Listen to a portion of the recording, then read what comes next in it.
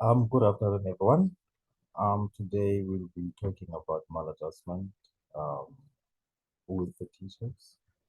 I will take you through my presentation, a presentation that I prepared um, on the topic.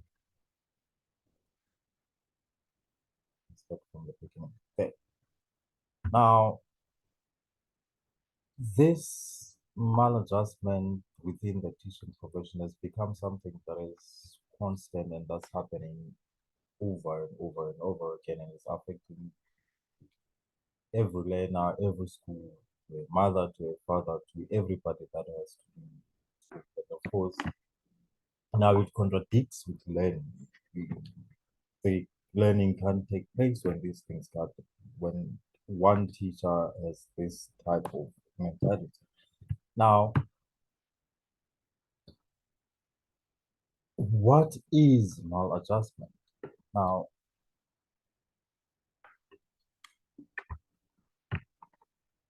the question now that we have to ask ourselves, I've been asking is, are teachers more maladjusted than other professions? Now, my answer, I think it's, of course, I think they are.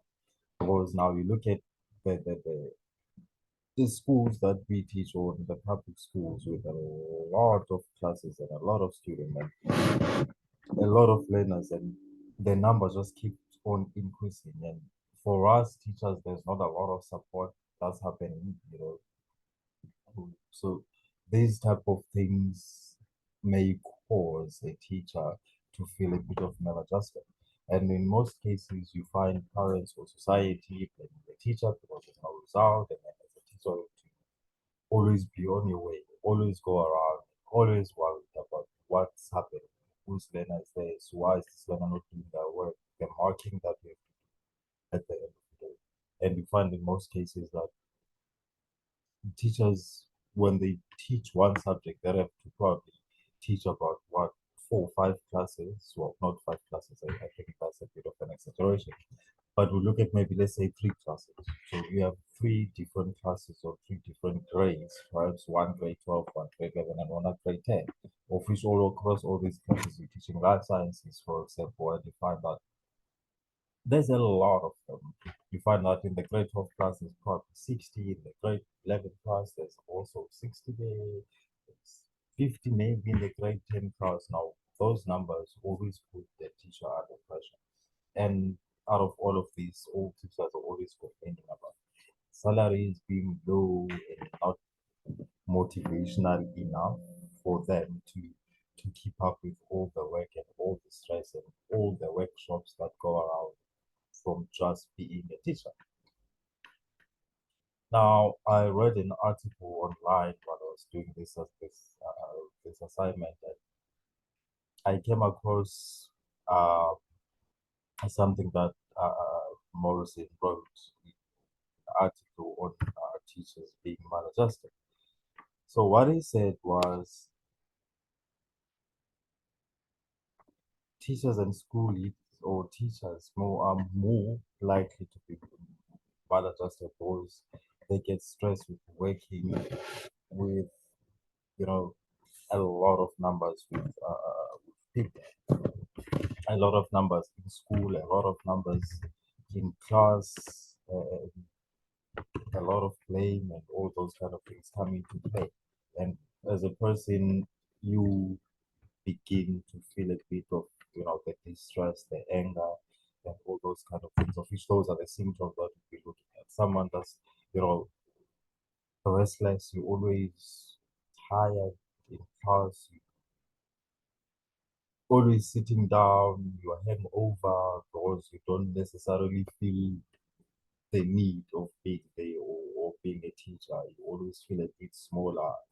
Or if that's not happening, you always feel need to maybe talk badly about other teachers, which is your peers, or I don't know, take it out in class and maybe shout a student or talk loudly at a student or a learner, or those kind of things now come into play because of the stress and all of that. And we find out because of the high levels of work that has to be covered, that there's no way or there's not enough time for someone like a teacher to say perhaps they would have a working schedule of going to gym and so forth and so forth. Because when it's high time, like around exam time, it becomes a bit of a problem because you still need to get the work done and the workload is as big as much as it is already. So you still need to cover all of that. So you end up becoming a bit angry at everybody, destructive, and not knowing what to do. Now, those in turn come up and they start affecting the learners. There's a huge impact that causes or a maladjusted teacher causes to a learner. Because now, if you get into a classroom and you're feeling that downness, there's not going to be a lot of teaching taking place. Now, we find now in these days that there's teachers that use substance abuse. So when they go to class the next morning, they still babblers, then they don't want to do the work. They normally just ask a learner to go write notes, and other kids will take notes from there, or you know, or they'll just make one student to read from directly from a textbook. You know, so those kind of things start coming into play. Now, there's no much learning taking place there. It's just reading what you already have. I mean, you're making them read the textbook that they carry home every day. And there's no explanation about anything. The next thing you're giving them homework, and then the next thing next week you're giving them a test. Whereas you're forgetting at the back of your mind that there were those days that there was no learning taking place. So again, these type of mental issues of which play around with our minds as teachers. And to be quite honest, I think a lot of them, a lot of us as teachers, or a lot of teachers go through this thing. And I mean, if someone is going through maladjustment at maybe what 2 years of experience, how long do you think that person is going to stay in education? They're probably going to go study and look for a job elsewhere because of the pressure. They feel that the pressure is unnecessary for them, or the amount of pressure is unnecessary. Therefore, they start, feeling that way, and that depression of which it then in turn has a huge impact on the learners. Now,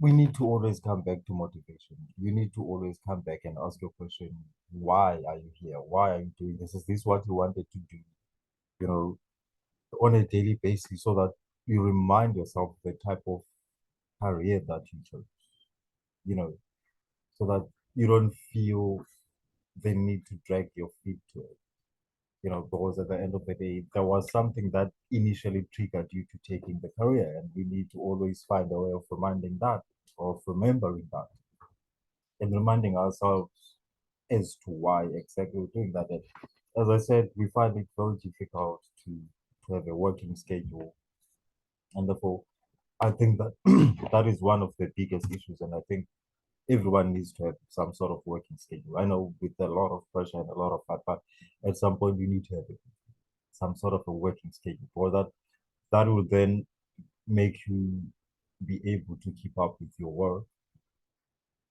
When you're keeping up with your work, that means less stress, you know.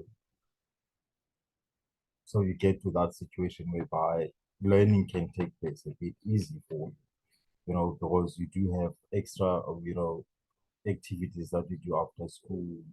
Maybe go to gym, play soccer, whatever that is you want, to go play golf, but some sort of schedule that will keep your mind or your mentality in shape, just for the sake of the learners, because this, of course, affect the learners a lot. But anyway, I know we're all dealing with a lot of things, not only the teaching profession, but I mean all professions. I think a lot of professions of safety, they're dealing with a lot of things, but we need to always remind ourselves, find a way to deal with the things, as I said, motivation. You need to be very motivated and try to find a way or something that motivated you to be in that industry or in that particular career. And that will help everybody to be complete and everybody to be working, because this really does need to end. And it does, So for me, that is what I think of maladjustment, and I hope you enjoyed the presentation. Thank you.